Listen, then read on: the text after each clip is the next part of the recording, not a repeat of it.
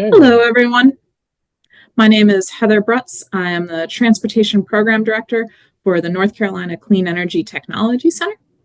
And joining me today is John Bonnetts. He is Project Manager for the Clean Transportation team for the center.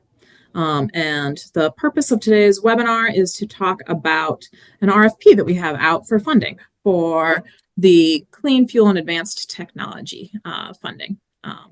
And so just wanted to go and let people know that we will not be monitoring the chat closely, but we will be monitoring the Q&A section. So if you look at the bottom of your Zoom screen, there is a box that says Q&A with a little question mark. You should enter any questions that you have in there. We will be handling questions at the end.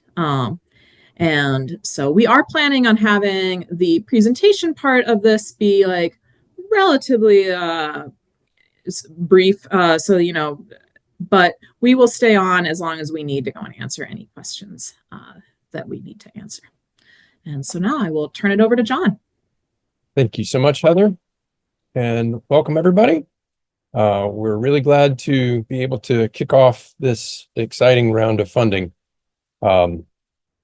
It's been a couple of years, but the CFAT program, the Clean Fuels Advanced Technology Project, is funded through CMAQ from the Federal Highways Administration via North Carolina DOT.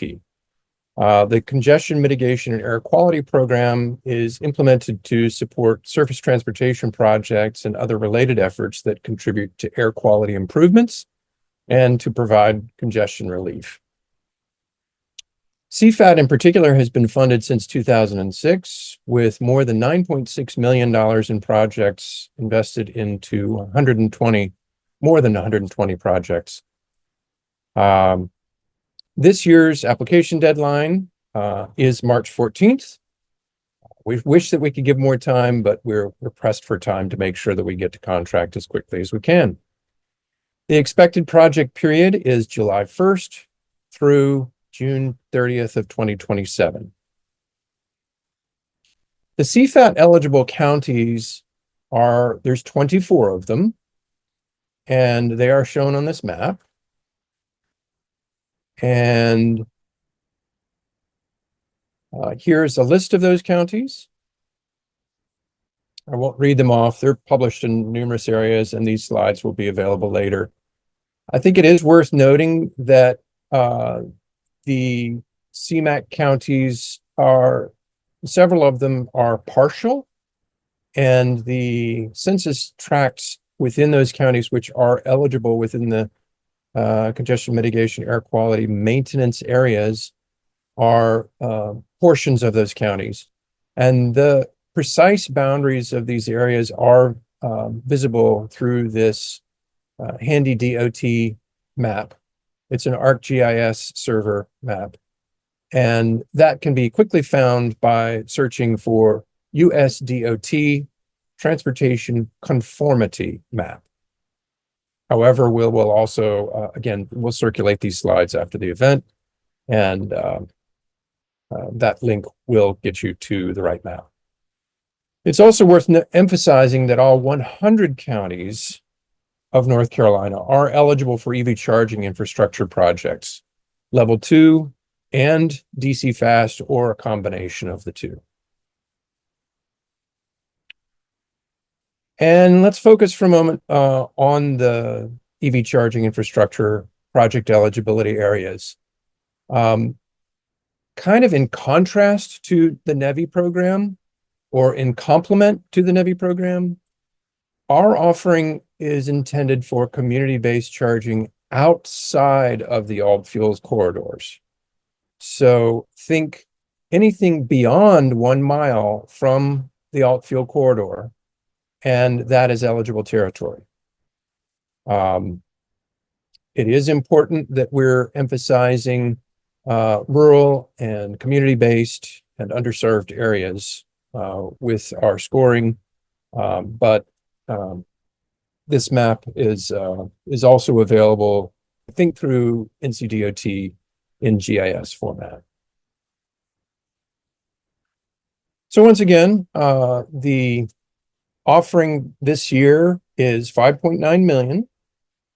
The Federal Highways Administration funds have been committed and the contract is signed. The application deadline is March 14th. The expected project period will stretch from July 1st of this year through June 30th of 2027. The project minimum is $5,000 and the maximum project size is $450,000. Eligible project types are described in the RFP in great detail. Generally speaking, we're looking for projects that are either vehicle-based or infrastructure-based. The vehicle-based projects can include alternative fuel vehicles, advanced technology vehicles, either purchases or leases of those vehicles. This could be electric vehicles, natural gas-fired vehicles, LPG fueled vehicles, biofueled vehicles, hybrid electric vehicles, plug-in hybrids, and hydrogen. E85 and diesel are not eligible. We're also open to applications in vehicle conversions, new or existing vehicles being converted to dedicated or biofuel, compressed natural gas, liquid natural gas, or liquid propane gas, or electric hybridization, either with or without plugs. Hydrogen and hydraulic hybridization are also, we're open to those applications. Mobile idle reduction technology is another area that we're interested in seeing projects proposed. Advanced batteries or other technologies that reduce idling by powering onboard equipment, for example, while an on-road vehicle is stopped, like a bucket lift truck or auxiliary power units on work trucks, and automatic engine idle reduction systems are eligible. Diesel retrofits are also eligible. And with all of these vehicle-based technologies, I'll emphasize that they do need to be either EPA certified or California Air Resources Board certified technologies. In the infrastructure area, because of complexities of the National Environmental Policy Act, we're limited to funding electric vehicle charging infrastructure. And all 100 counties, again, are eligible for EVSE, electric vehicle service equipment. So some examples of these eligible projects: propane conversion kits and installations, EPA or CARB certified electric hybrid vehicles or conversion kits, electric PTOs, power takeoff systems, and idle mitigation system installations. If, as a part of a larger project, such as an idle mitigation installation, 12-volt onboard solar or rooftop solar for vehicles is eligible. We have seen some ambulances receive rooftop solar and additional battery capacity for storing that electricity. We're also open to electric motorcycle purchases, alt fuel vehicle purchases, including, just for example, these are just examples, a CNG trash hauler or a LPG truck, an electric school bus, or EV freight and drayage trucks, just to give you some ideas. Alt fuel vehicle leases are also eligible. The terms are very, well, I'll say strict. It's limited to a 2-year term, and the lease agreement cannot lead to the vehicle transferring ownership to the grant awardee. The ownership of the vehicle must revert back to the lease company. All other projects from eligible categories with Federal Highways by America certification, and this includes EV chargers. Within the area of EV chargers, we're looking for a minimum of 4 ports per project, projects must have 4 ports, must have the ability to charge 4 vehicles independently, and can include a mix or either or both level 2 or DC fast chargers. Let's dwell for a moment on the EV charging standards. Or Heather, was this where I think we were going to pass off? Yeah, actually, I think I'll jump in here. Thank you. Hello, everyone. So there are federal minimum electric vehicle charging standards, and anything that we fund has to be compliant with that. We have links to the rules. There is a webinar that I really recommend. It's about an hour long, and so I will be very upfront in that I'm providing a cursory overview of everything on that webinar. I do highly recommend that you watch that webinar. And so because the rules differ if you are within a mile or away, more than a mile away from a designated alt fuel corridor, we are only funding electric vehicle charging infrastructure that is more than a mile away from a designated alt fuel corridor. It does need to be a minimum of 4 ports. And that can be a combination of level 2 or DC fast chargers. You will need to report on a quarterly basis, as well as an annual basis, into EV Chart, which is a federal database for reporting. And in addition to that, you'll be sending quarterly reports to the center.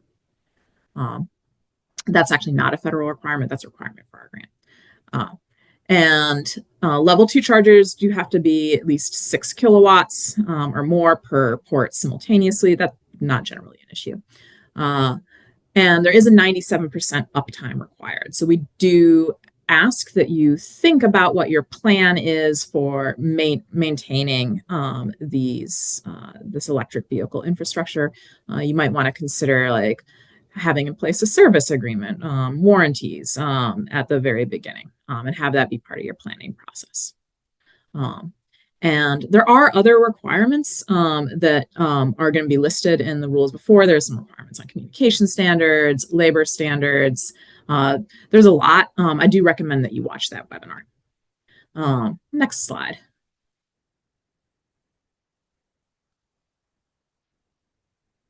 Hey, John, can you move to the next slide? So Buy America. So all projects have to be compliant with Federal Highway Buy America guidance. And so for EV charger projects, they have to go and meet 55% domestic content with final assembly in the United States. And in addition, they have to meet all the federal minimum charging standards that we just went over. So all other projects, this is a little bit complicated. They're starting on October 1st of 2025, there's going to be a rule that goes into place for manufactured products for Buy America.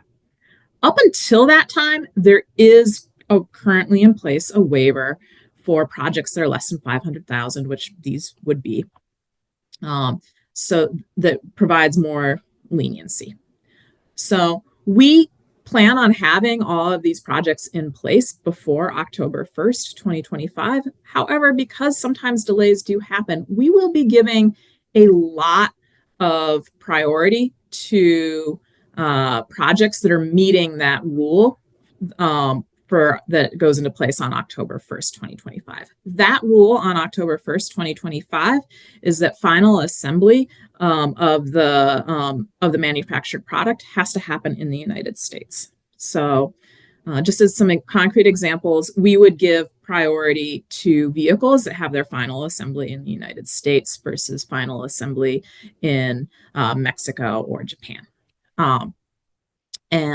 So that's just something to keep in mind.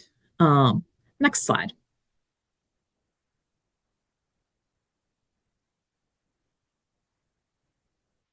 John, next slide. Thanks. Procurement guidelines. So all projects have to demonstrate an open and competitive procurement process. So in accordance with the 2 CFR 200, you have to go and follow that competitive procurement process. I do recommend that you go to these links and look at that. So there are certain ways to be compliant with this that can be easier. So for example, if you purchase something off of if you are a government agency and you purchase something off of the North Carolina state contract, that meets the requirement. We would still need a memo from you stating that, but it's an easy way to be compliant. You also can purchase as a government agency off of the Sourcewell competitively bid contracts, and those also are compliant with this process. And so we also are willing for private businesses that are not government agencies. If your vendor is able to match the prices on the North Carolina state contract or the Sourcewell contract or another similarly bid, competitively bid contract, that also is a way of matching eligibility. And so that's something that you might potentially talk to your vendors about. Otherwise, you're going to have to document what your procurement process is, and there are rules about for above a certain amount, you have to go and do a full sealed bid RFP, and so you can read all of those rules there. But we will require a memo from everyone, basically describing what your procurement process is and how it is compliant with these rules. Next slide. So, eligible project types and guidelines. So, high level. So, minimum project award, $5,000. Maximum project award, $450,000. That's in federal funds. So, with your local match or your cost share, your project is going to cost more than that. But that's the maximum amount of federal funding we will give to any applicant. And the minimum usually isn't as much of an issue, but the minimum amount is $5,000. We did want to go and have a wide range of the minimum and the maximum, so that small towns that maybe don't want to do as big a project can still go and take part in this. This is a reimbursement grant. So you're going to complete the project at your own cost, and then you submit receipts for reimbursement. All technologies have to be commercially proven and available. This is not a research grant or for prototypes. Alternative fuel vehicles and outfits must be CARB and EPA certified. Applicants must provide a minimum cost share of 20 to 24% of your total project costs. Your cost share will be shown in your project spreadsheet. And so the reason why it's 20 to 24% is, theoretically it could be bigger than that, but for certain types of biofuel vehicles, which run on both gasoline and propane, or gasoline or diesel and another alternative fuel, we do prorate that based on the percentage of miles run on the alternative fuel. And that is one reason why there is that 20 to 24%. And I will say that 20 to 24%, that it is for total project costs, and there will be some indirect costs from North Carolina State University that apply towards that total as well, which maxes out at potentially an extra $10,000 to the project cost. So, and that's because they're on the first $50,000 of a subaward, indirect costs will apply. Next slide.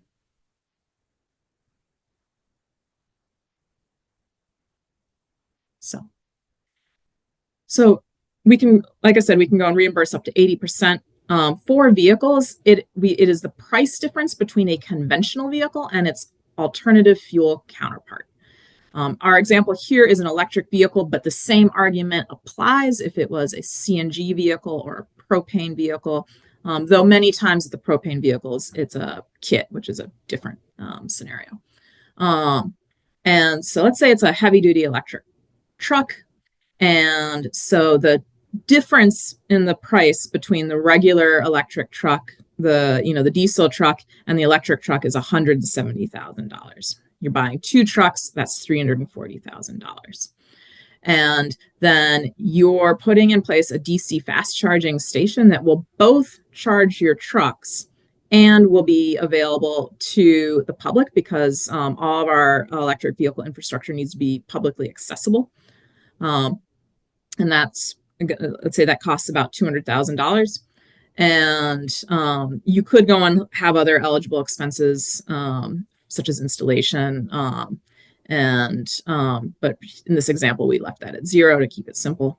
And so your total direct costs are $540,000. So NC State will apply $10,000 in indirect costs. That's a 20% indirect rate to the first $50,000 of your award. That brings the total project cost to $550,000. And so that means then that the cost share that the applicant is going to have to provide is $110,000. And so that's we have this spreadsheet in the RFP. I recommend that you use it because it'll auto-populate to help you understand what your ultimate financial obligation will be.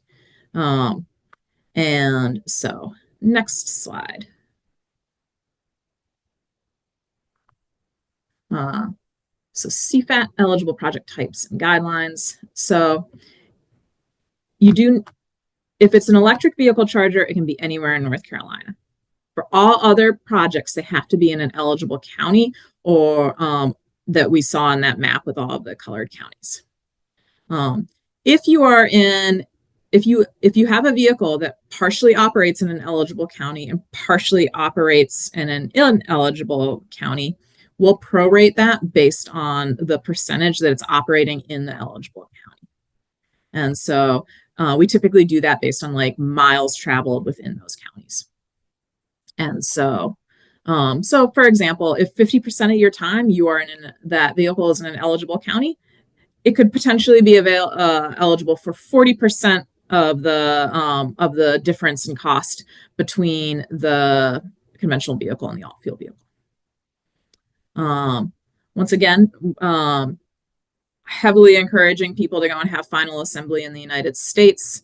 That will be mandatory after October 1st, 2025, but we are going to heavily weight applications that are already compliant with that.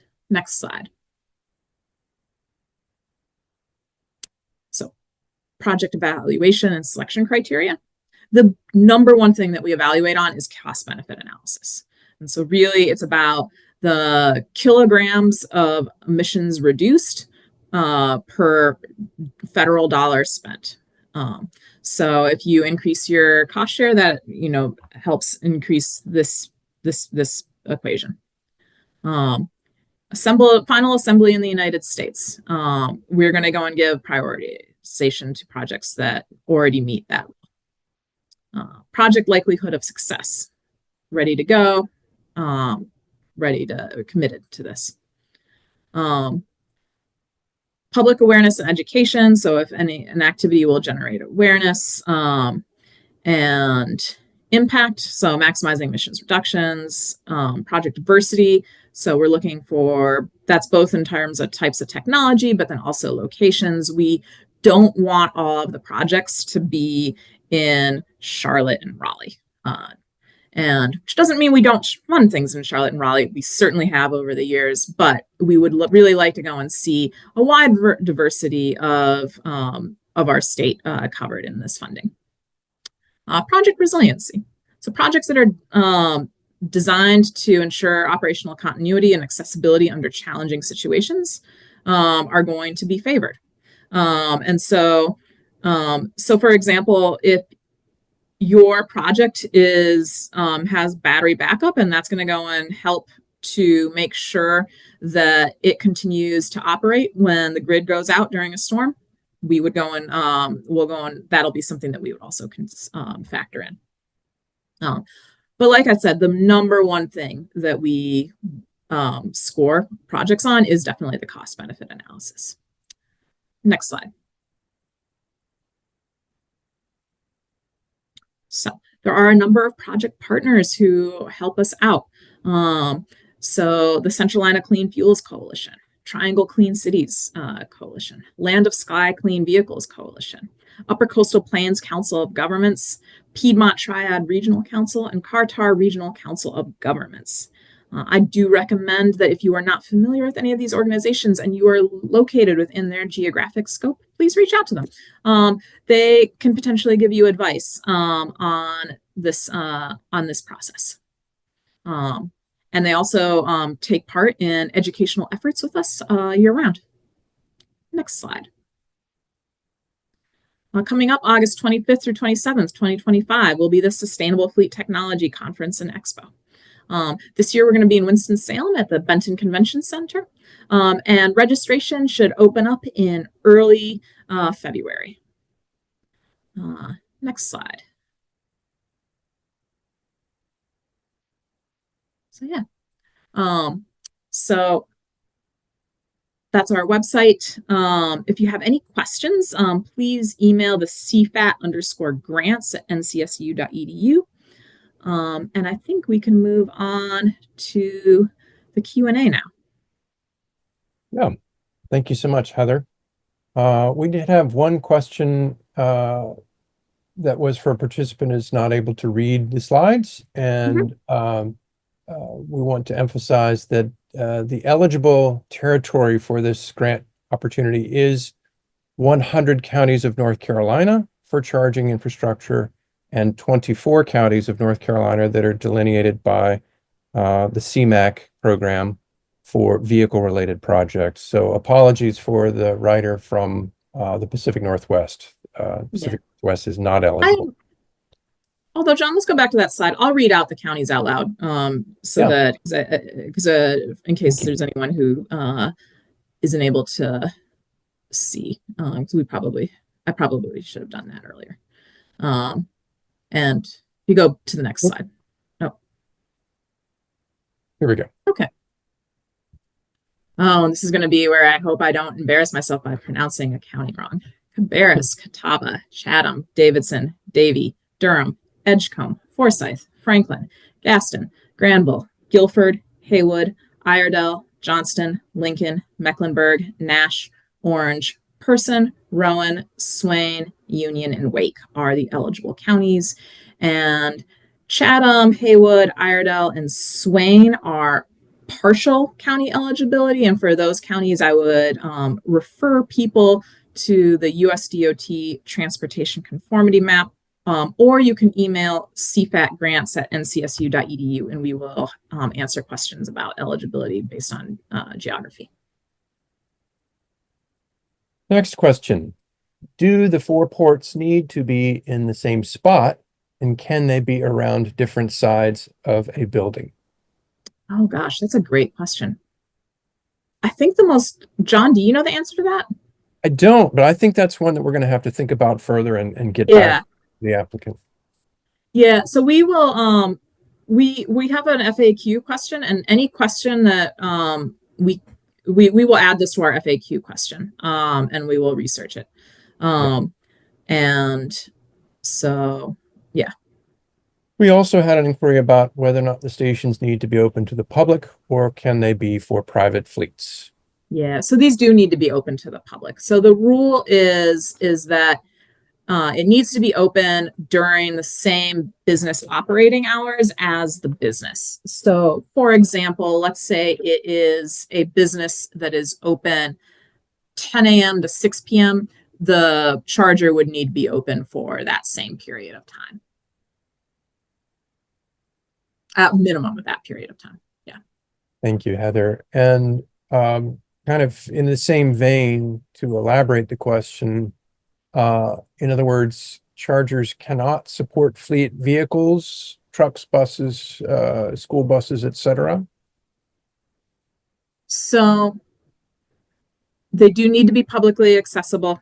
And if your fleet is willing to share a charger with the public, it could potentially fund fleet vehicles. And so I have known of examples where a municipality had chargers that were open to the public during certain hours of the day, and then they charge their fleet vehicles overnight, that would be allowed, but it does need to be publicly accessible during business operating hours. Thank you. And I also recall we got written feedback about transit specifically being eligible only if it increases the speed of responsiveness for that transit fleet. But I want to be really precise with our language, so we will put that one in the FAQ as well. Mm-hmm. So someone asked about the funds being with the state. So we have so these are not yet authorized. However, I assume that this question is about the executive order that was put out yesterday. And that executive order had to do with the bipartisan infrastructure law and the IRA funds, and CMAQ are formula funds that are separate from that. So as far as we know, we are safe. But I can't make promises about what Congress and various administrations will or will not do in the future. I am not super worried about it. That I can say. And does a publicly available pantograph charger qualify?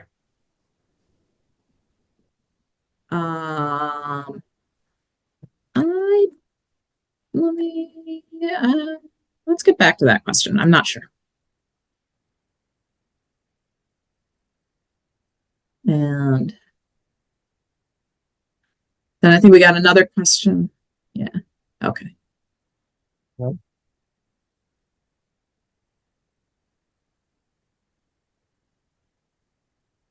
Another question about 24/7 accessibility to the public, and it does not need to be 24/7. So it is absolutely allowed that, for example, let's say it's outside of a town hall. You could go and have the charger available for public use during the day, and have it available then, and then you can charge your fleet overnight, and you can and only have it available for fleet charging overnight, and that is totally fine. But the rule in the federal minimum charging standards is that it has to be publicly accessible for at least as long as the business operating hours. And a little bit of a wrinkle on the same question, Heather. Could that charging infrastructure be deemed public if it were restricted during certain hours so as not to interrupt a medium or heavy duty fleet who is charging? This might need to be something where perhaps this person should go and email us individually. And so, but the example I gave where like overnight charging, that's definitely fine. And in the middle of the day during business hours, I'm not sure. I'm willing to go and ask that question of other people.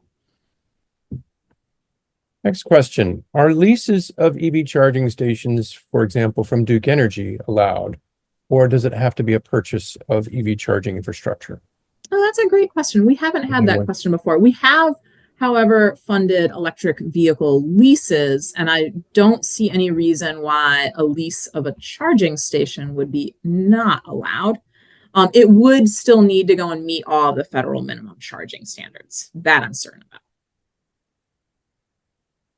And it would need to go and be operational for the full 5 years and be reporting data in each chart.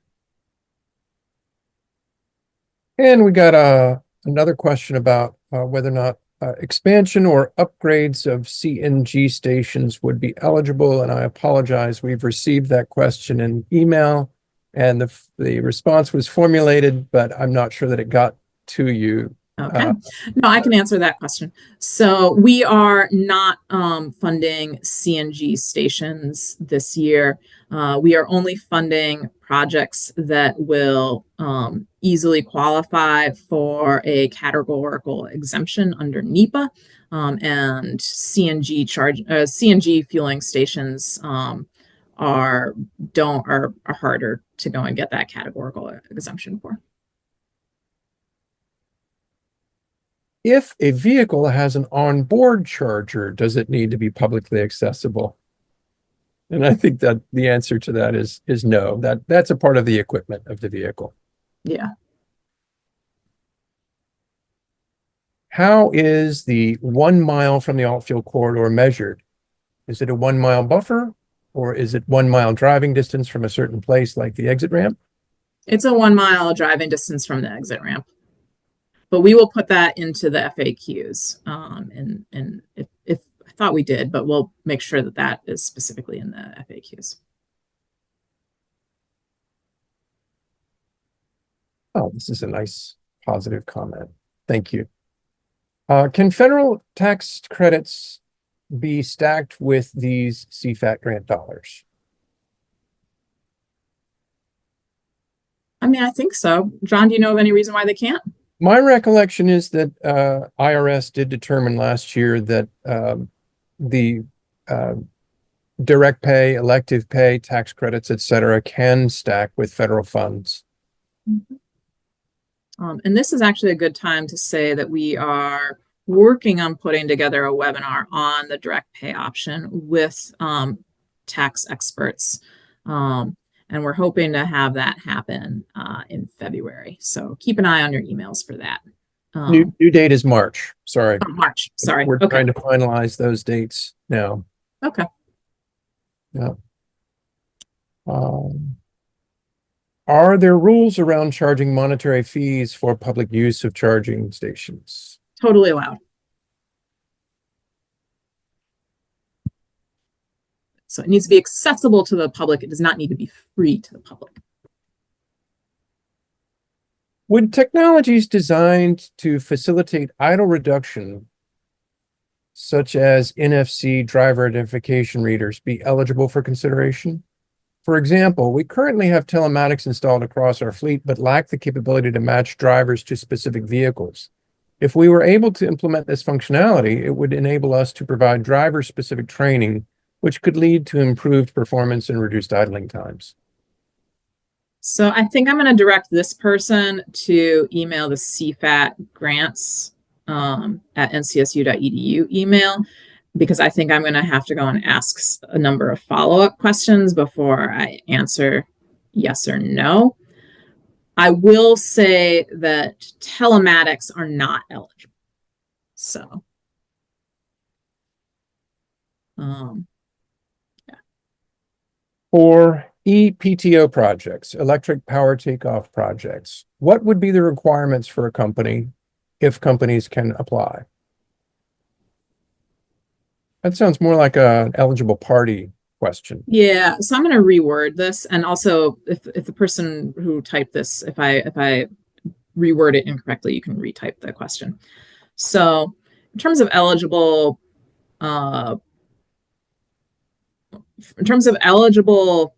applicants, so companies can apply, and they need to be the company that is using that device. It cannot be a pass-through.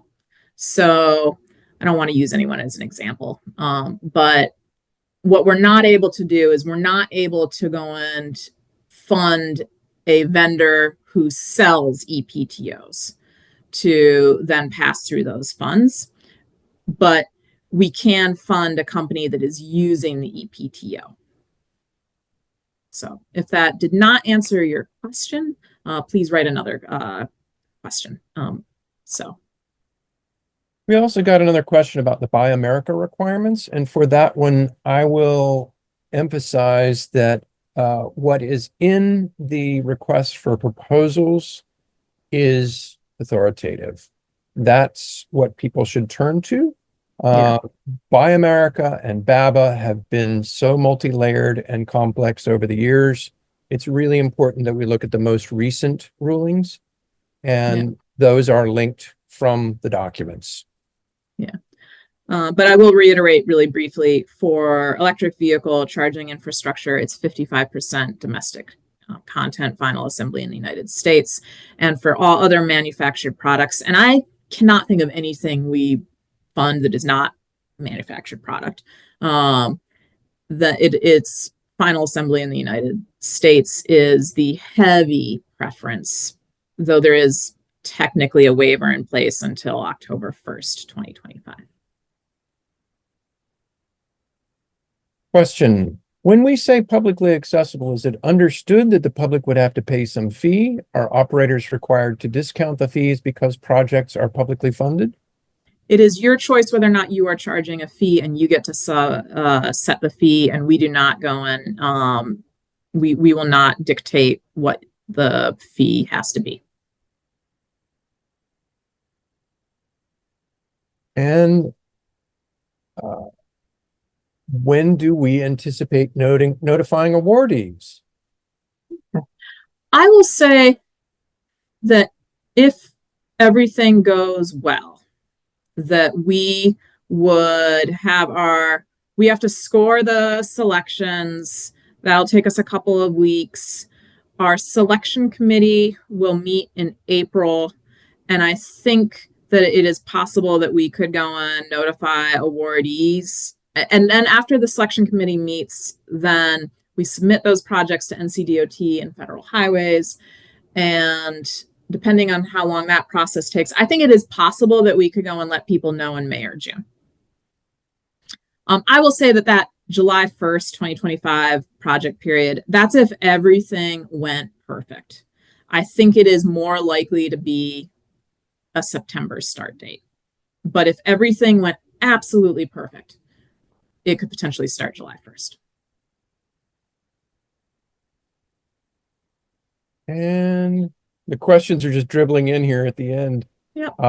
We also got a question about how do we prefer narrowing the vehicle price difference in the calculation of the up cost, the premium cost question for vehicle purchases? Is there a list of vehicles to compare against? So we do not have a comprehensive list because there's so many vehicles out there. And so I would say that sometimes it is obvious, like, well, the F-150 is not a good option because there's actually not a price difference. But if there is if for that same manufacturer, you can go and look at two vehicles that are serving the same duty cycle, are the same size, same general specs, that would be what our first choice for a comparison would be. And so that would be like our first preference. If that is not possible, because there are certain vehicles that do not have a counterpart, such as a Tesla, then it needs to be a similar sort of vehicle, similar duty cycle, similar size, similar specs. And so that's going to be something that the applicants should suggest. And we will look at what you suggest, and we will evaluate whether or not we think that it is a reasonable suggestion. During the evaluation process, there is sometimes we will ask clarifying questions, and we might ask for more information. But that's something we would ask the applicants to go and think about and make a suggestion for. Thank you, Heather. And I think I will use the F-150 as a counter positive because I think it's instructive. In the case of the Ford F-150 Lightning pickup truck, the electric truck is actually equivalent to a gasoline engine of 6 cylinders, just based on horsepower comparison. Plus the fact that the Lightning has an extended cab for a total of 4 passengers, or 3 passengers and driver. Plus that it's all-wheel drive, so that's a 4-wheel drive in the gasoline equivalent. And so by the time that one actually looks at all of those specifications in the gasoline version of the F-150, it turns out that it's more expensive to buy the gasoline truck with the F-150 Lightning. That obviously makes it ineligible for the CFAT grant. But that's the kind of thought process one would go through, is look at the exact horsepower in the same duty cycle, as Heather said, with the same body size and type. And in so doing, you'll want to find the premium price for the alternative fuel vehicle. I would recommend talking with your vendor. So as another example, let's say you're buying an electric school bus, and it doesn't, whether it be Carolina Thomas, Bluebird, whatever, Lion. And so you're talking to, most of them sell both conventional fuel vehicles and electric vehicles. And so you talk with your salesperson and you explain that you're putting in a grant. They have a motivation to try to help you make this sale. And so they can help you think of like, okay, these are the specs. It's this length of bus. It's this many seats, whatever other features it has. They can help you say, okay, this is a very comparable vehicle. And this would be the price for the conventional fuel vehicle. And this is the price for the electric vehicle. What I'm saying, although I think we're just talking about electric vehicles, this would also apply for propane and natural gas, and hydrogen. And so just to make that clear. And the cost of the vehicle plus the refueling infrastructure is an eligible project, conceivably. Final question we have so far, and we're doing great on time. So if people have additional questions, please go ahead and type those in. Can one organization submit more than one project? The answer to that is yes. I will say that when we talked about like diversity of project types and everything, that we're going to evaluate each application individually, and we're going to rank them individually. And when we're thinking about tiebreakers, if an organization's already going to be funded for one project, it's going to be less likely that we would fund them for the second one, because we want to go and spread the funds out throughout more of the state. But it's not impossible. And the honest truth is we never know who's going to apply and how strong the applications are going to be. And so it really all comes down to, what the pool of applicants looks like. So yes, you are allowed to submit more than one project, and we won't like dismiss it out of hand just because of that.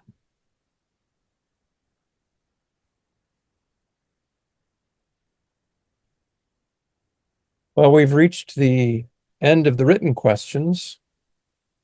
How should we proceed, Heather? I think that if we don't have any more questions, I think we are done. And I think that I do encourage, if you have any additional questions that you have not thought of, this email here, cfat_grants@ncsu.edu, please email them to us. And if you had a question that was like very, very specific, regarding eligibility, where we maybe need to go and have like a little bit of like more communication back and forth, please email us. We're happy to go and have that discussion with you. Well, I'd like to take a moment to thank everyone for taking the time to hear about our grant program. We hope you'll spread the word about it, and we hope that you found it informative and that you'll consider applying. If you'd like more information on clean transportation and clean transportation technologies, the North Carolina Clean Energy Technology Center's Clean Transportation Program is your resource. Please visit our website or contact us. We are here to provide information and assistance. So thank you very much. Thank you, everyone.